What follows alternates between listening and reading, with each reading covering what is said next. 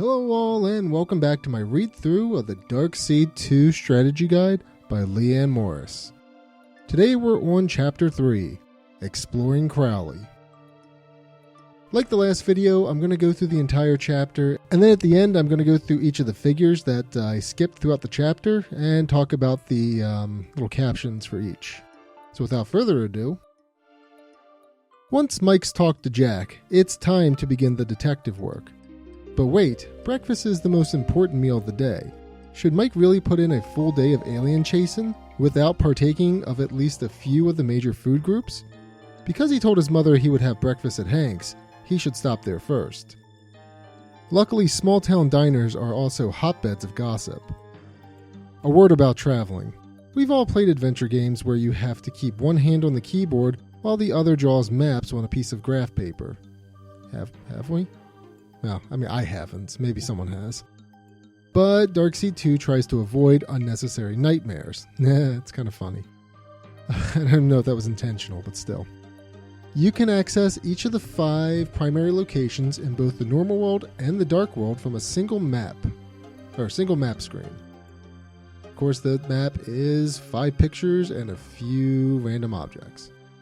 Anyway, in the normal world, for example, when you walk down the sidewalk in front of Mike's house, you enter the map screen, which has snapshots of each Crowley location: the carnival, the business district, downtown, Mike's neighborhood, and the civic center. You just have to click on any photo to go to that location. The town's name comes from occultist A. Crowley, whose writing inspired several of H.R. Giger's work. Well, that's pretty cool. I didn't know about that. You can always go downtown. Like most southern burgs, downtown Crowley is not exactly booming. See that stoplight to the left of the screen? That might be Crowley's only stoplight. Certainly, Hank's Blue Plate Special isn't packing him in. Hank's Diner. The diner brings back memories for Mike. He's been coming to Hank's since he was a kid. He and Rita used to hang out here after school and, as Mike remembers, drop by for pancakes after church. Hank has been running the diner and the pool hall as long as anyone can remember, and he looks it. I didn't realize he ran the pool hall, but that's interesting. Evidently, he's rubbed his greasy spoon on his grubby apron more than once. Wait, what does that mean? He's a nice guy, though, and as straight arrow as they come. The diner's as much a has-been as Hank. The new crop of Crowley kids probably hangs out at a fast food joint on the highway. But Hank's original customers are loyal, even though they buy a lean cuisine and rent a video more often than they stop in for a meatloaf sandwich before a movie at the cinema down the street.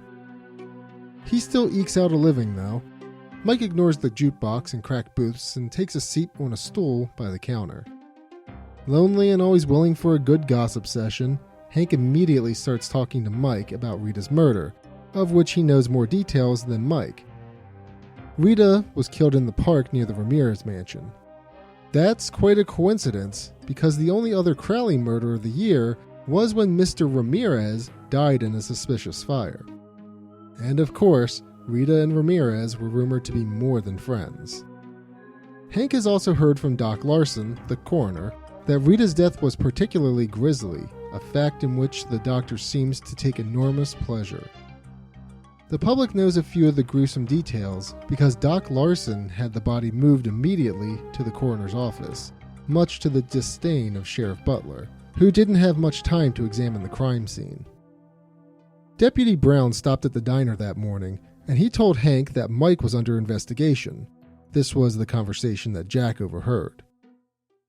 When Mike protests that he doesn't remember the night of Rita's murder, Hank suggests that retracing his steps would jog Mike's memory more effectively than sessions with a fancy psychiatrist like Dr. Sims. Mike, who was starving when he sat down at the counter, has completely lost his appetite by the end of their conversation. He also jumps all over Hank when the latter says the murderer must be sick. Killing, Mike points out, isn't a disease, it's just evil. The plot thickens. The pool hall. Crowley's pool hall is of the usual seedy variety, with empty beer cans lying around and a haze of smoke hanging over the few green felt tables. A couple of payphones are located by the back door. Only 2 people are around when Mike goes in. and he remembers both of them from his high school days. Jimmy Gardner is playing pool while Melissa Fleming, now married to Crowley's mayor, chain smokes and watches Jimmy flex his muscles as he chalks up a cue stick.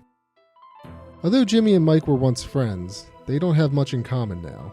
And it's not just because Jimmy isn't racked by piercing headaches and nightmares of biomechanical demons. Rather, Jimmy, once a football star and straight-A college-bound student, has become the town thug. He accuses Mike, the big-shot writer who joined the establishment, of slumming in Crowley. He calls himself Crowley's wise guy, and tells Mike that a lot of what's going on in town these days isn't on the up and up. The police don't bother Jimmy and his shady practices because, well, he says he has the goods on Sheriff Butler. But he's unwilling to share what happened in Dallas with Mike. Maybe there's some kind of Kennedy conspiracy centered in Crowley. Former cheerleader, now 3-pack-a-day smoker Melissa, watches Jimmy with the dedication that borders on obsession, especially considering she's a married woman. Of course, Mayor Fleming is old enough to be her father. He was Mike's late father's partner in their insurance business. So maybe she's not adverse to a little extramarital activity with the town bad boy, although she hotly denies it. She made up the foursome when they were back in high school. She and Jimmy, Rita and Mike. But she's not anxious to join hands and sing the alma mater. Any friend of Rita's is no friend of mine, she snaps at Mike.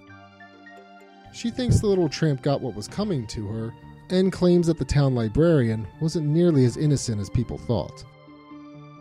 Down in the alley. When Mike ducks out the back door of the pool hall, he ends up in a ratty alley strewn with trash. You can practically smell the stale beer, old grease, and urine. Mike tentatively pokes through the trash, but he finds only an old hanger. Still, because he knows they can be handy for picking locks, he slips it into whatever huge invisible sack he's carrying that adventurers always have in order to lug their inventory. I like to think that he actually hangs it on his ear, but that's just me.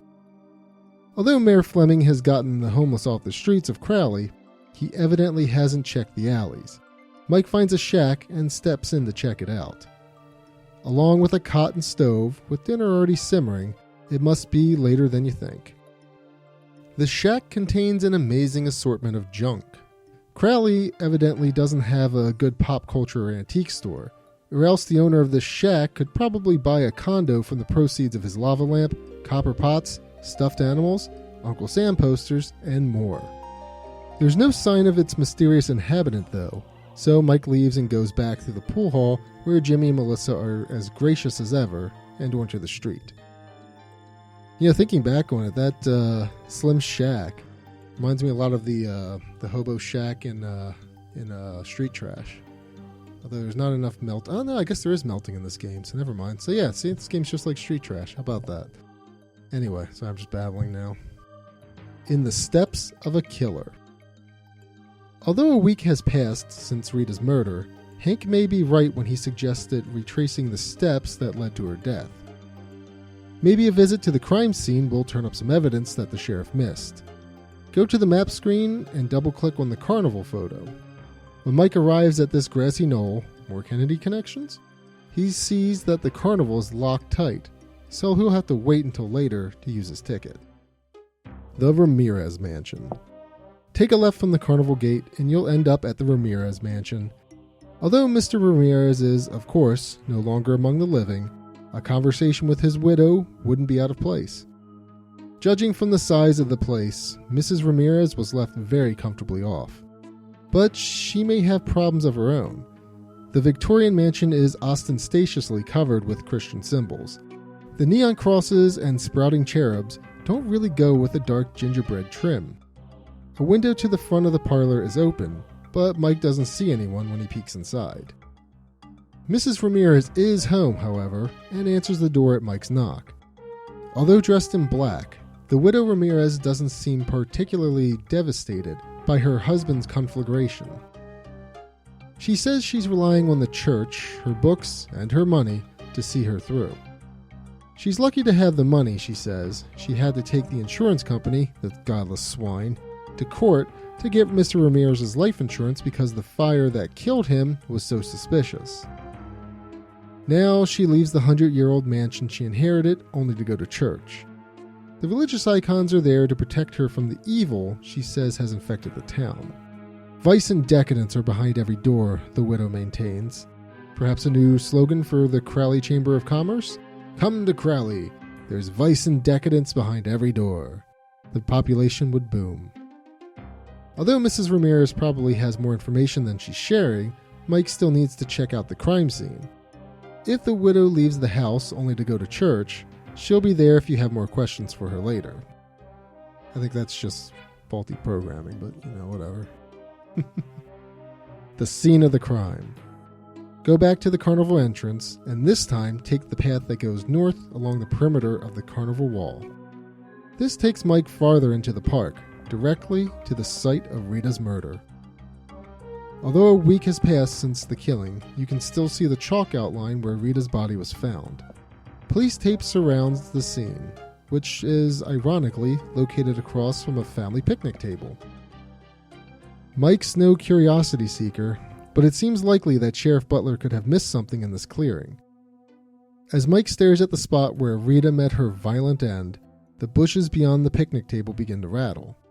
Mike investigates and meets Slim, the hapless resident of the shack behind the pool hall. Slim, a character right out of the X-Files, is wearing a Boy Scout uniform. He knows that Mike is suspected of the killing, but he also believes Mike is innocent. The voices in his head seem to indicate that space aliens are responsible. Most people would gently lead Slim into a nice rubber room, but Mike considers Slim a kindred spirit. After all, Mike has heard the voices too. He's fought those space aliens before. He's thought about buying a uniform. Well, actually, this is where Mike draws the line. Slim believes he is the town's defender against the dark forces, and his uniform of protection makes him invulnerable. He tells Mike that the two of them belong to a much larger world, one that most people couldn't begin to fathom. Fondness for Rita didn't bring Slim to the park. He thinks the dead librarian was involved with something unclean. It was the ancients who killed her, or communists, or OJ, or maybe a satanic cult. Slim, it seems, is as much a conspiracy nut as fellow Texan Ross Perot. I'm sure that was very topical for the time.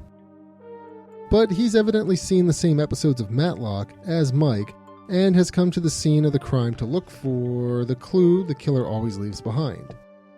All he's found is a ticket stub from the high school reunion. He gives this to Mike, who believes it belonged to Rita. When Mike returns to the Crowley map screen, he develops a piercing headache. It's time to see Dr. Sims. So in this chapter, we added a hanger and a reunion ticket stub to Mike's inventory. And Mike's also met Hank, Jimmy, Melissa, Mrs. Ramirez, and Slim.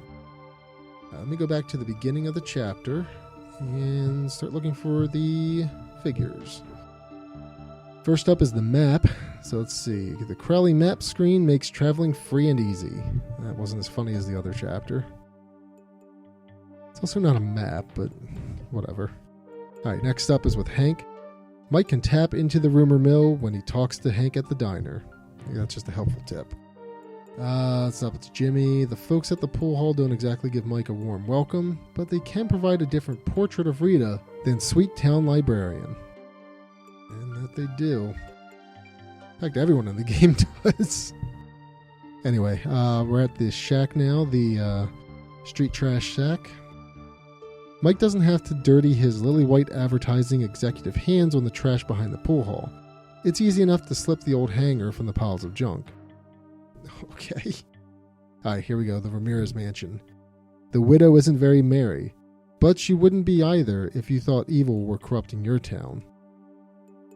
You can't even see Mrs. Ramirez in that picture. Oh, that's because he's looking in the window, okay. Can't even tell. Alright, Slim picture. Slim, town protector and conspiracy nut, is hiding in the bushes near the crime scene. Yes, he is. And I think that's it.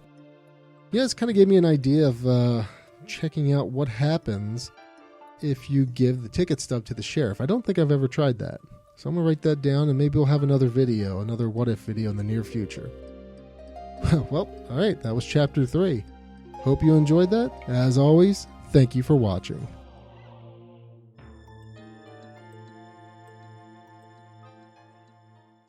Hey y'all, a beta version demo of my game, Tales of Hyperia the Crimson Knight, is available to play over at my itch.io page.